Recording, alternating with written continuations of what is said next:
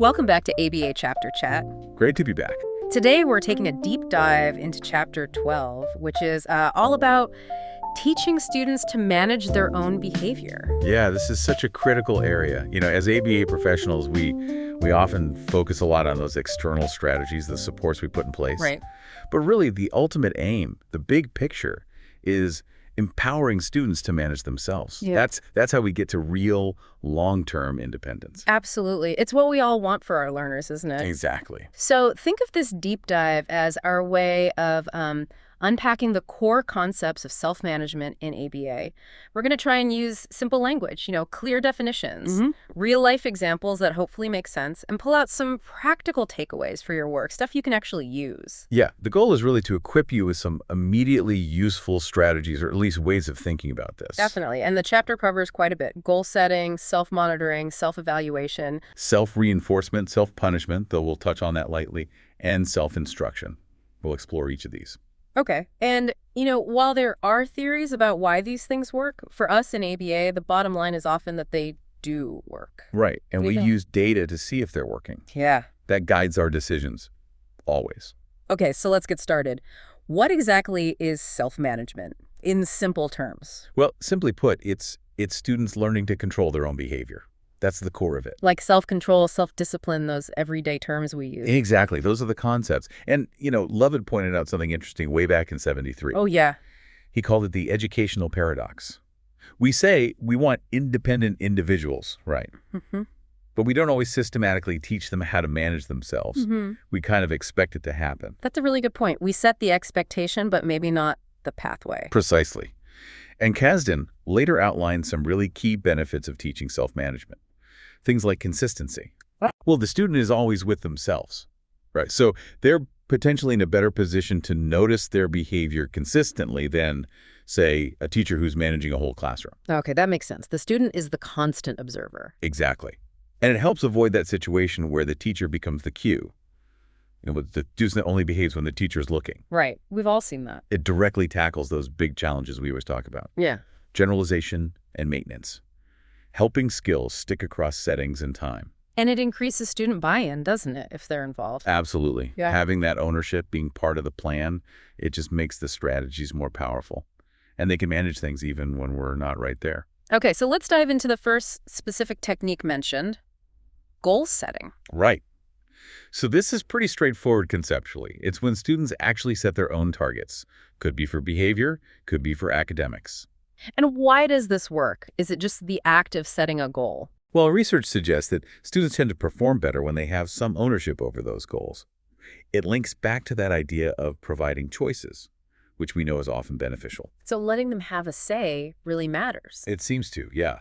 Increased motivation, maybe more effort. The chapter gives a great example from Grossi and Heward back in '98. What was that? They taught adults with developmental disabilities in a restaurant training program to set goals for tasks speed washing dishes, clearing tables. Oh, okay. Practical skills. Very practical. And they encouraged them to gradually increase their goals as they met them, aiming for, a competitive standard. It shows how it applies in vocational settings. That's a great example. And there was another one with kids with ADHD. Yeah, Guriesco Moore and colleagues. They worked with 12-year-old boys with ADHD, focusing on classroom preparation behaviors. Like being ready for class. Exactly. Getting there on time, having materials, homework done. The cool part was the students worked together to identify the problems and set their goals. It was collaborative. That collaborative piece sounds really powerful, especially for things like organization. It can be. Yeah. And then there was Reed and Lynn's work with middle schoolers with disabilities. They used goal setting and self-graphing, we'll talk more about graphing later, to improve reading comprehension, specifically making inferences. Interestingly, whole class goal setting seemed particularly effective there. So maybe a bit of peer influence or shared purpose. Could be. So the practical takeaway for teaching goal setting, emphasize goals that are specific, challenging, but definitely achievable, and give that feedback quickly. Figure 12.1 in the chapter even shows a sample goal-setting form. Super helpful. Okay, next up, self-monitoring. What's the core idea here? Self-monitoring is basically students recording their own behavior, taking data on themselves, essentially. It often gets paired with self-evaluation. And you mentioned cued versus non-cued. Right. Cued is when there's some kind of signal, a beep, a vibration, a timer, telling the student, okay, check your behavior now and record. Non-cued is where the student just initiates the recording whenever the behavior happens without an external prompt. Okay. And the chapter talks about this reactive effect. What's that about? Ah, yeah, that's really interesting. It's the idea that just the act of monitoring your behavior can sometimes change it, even before you add rewards or anything else. Really? Just paying attention. Yeah. Think about like tracking your spending. The moment you start writing down every dollar, you might find yourself spending less, right? Or the daydreaming example in the text. Just noticing it can reduce it. Huh. That aha moment of awareness. Exactly. It can be powerful, especially initially.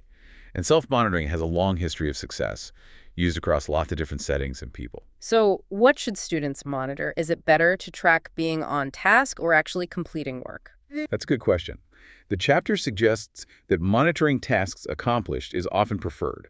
It's more concrete, easier to measure reliably, and seeing progress can be really motivating.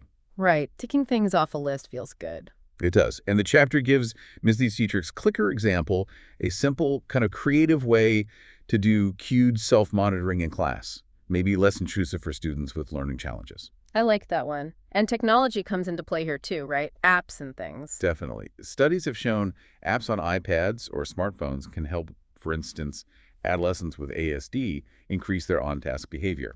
Makes it maybe more modern, more engaging for some. But what about potential embarrassment? If a student feels awkward tracking their behavior? That's a really important consideration. The chapter mentions using inconspicuous cues, like that motivator device that just vibrates. McDougall used that with students with ADHD and emotional disturbance. And it worked? Yeah, they saw significant improvements in task completion, less time needed.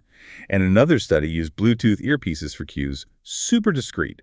They also found reinforcing accuracy, rewarding the student for correctly monitoring boosted on-task behavior. So accuracy matters too, not just doing it, but doing it right. Yes. So the practical steps for teaching it involve defining the behavior clearly, choosing a system the student can use.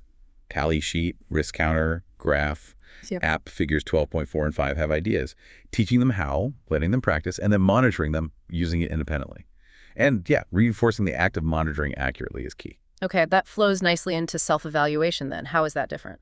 Self-evaluation adds a judgment step. It's not just recording the behavior, it's comparing your performance against some kind of standard or goal. Like checking your math answers against the key. Exactly. Or rating your handwriting based on examples, like in the Sweeney study. You're evaluating, did I meet the standard? How well did I do? So you need to teach them what the standard is first. Absolutely crucial. You have to teach that discrimination between what's acceptable and what's not.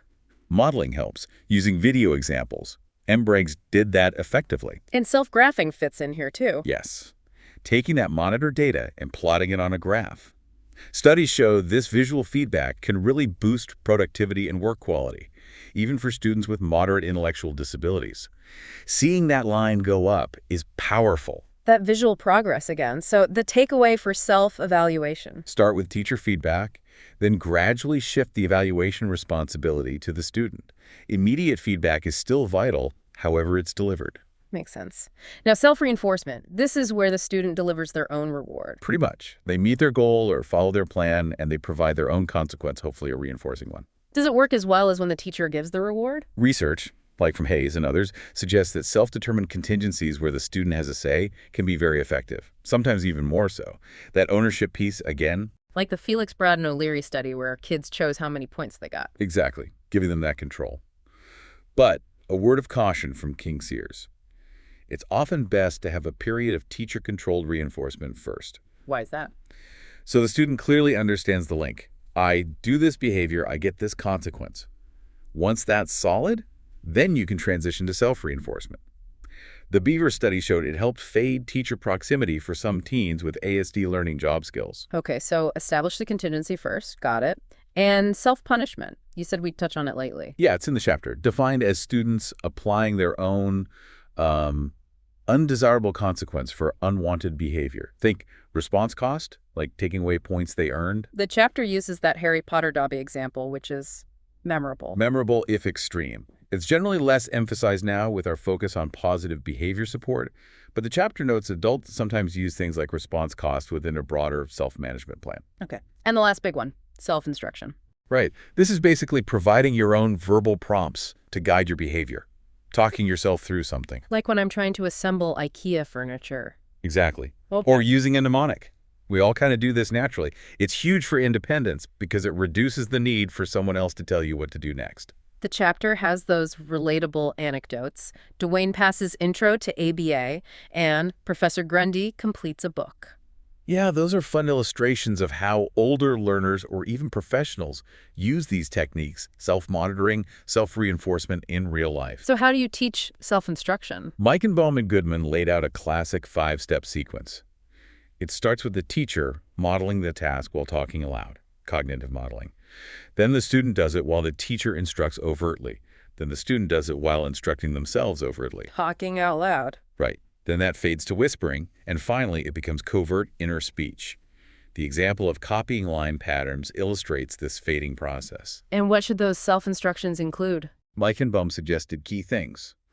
Defining the problem, what do I need to do? Focusing attention, okay, first I need to. Self-reinforcement, good job, I did step one. And coping error correction. Oops, made a mistake, let me fix it. The example of the teacher modeling for the impulsive student on the matching task really shows that in action. It does, and things like self-regulated strategy development, SRSD, build on these ideas, showing success in areas like improving writing for students with ADHD. But does self-instruction always work? No, not always. Its effectiveness can depend on things like, does the student actually use the instructions during the task? Can they physically do the behavior? Is following the instructions reinforced? Are the instructions specific enough? Individual factors matter too. So it's not a magic bullet. Rarely, anything is. And for individuals with more significant disabilities, picture prompts or technology like apps showing task steps can be really helpful for teaching self-instruction for daily living or job skills. And again, it's often most effective when combined with self-monitoring and self-reinforcement. It's usually part of a package. That makes sense. Now, a really important point the chapter makes is about using self-management with diverse populations. Yes, absolutely critical. It's not just for students who are considered high-functioning. The evidence shows many students with significant disabilities can learn and benefit from these techniques. Like the Kogel study teaching conversation skills to students with autism. Exactly. They used a self-monitoring sheet, earned activities. It really helped with maintaining those skills, which is often the hard part. And this applies in inclusive settings, too. Definitely. The chapter highlights the promise there. That used study in China with the boy with autism in a regular language arts class showed big gains in engagement using self-management and goal setting. And a meta-analysis confirmed its effectiveness in inclusive settings, even for students with severe disabilities. That's really encouraging for practitioners working in those environments. It is.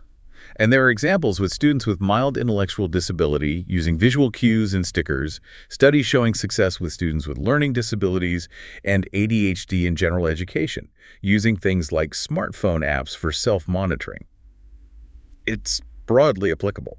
Okay, so we've covered the what and how and who. But let's be realistic. What are some challenges ABA professionals might actually face when trying to implement this? Good question. Well, one big one is ensuring accuracy in self-monitoring.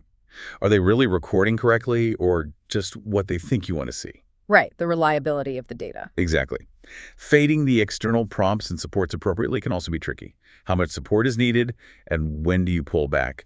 Maintaining motivation over the long haul is another challenge. Reinforcers can lose their punch. And just individual differences, right? Some students might pick it up faster than others. For sure.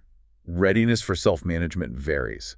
So you need to tailor the approach. Okay, so bearing those challenges in mind, what are the key useful takeaways for professionals listening?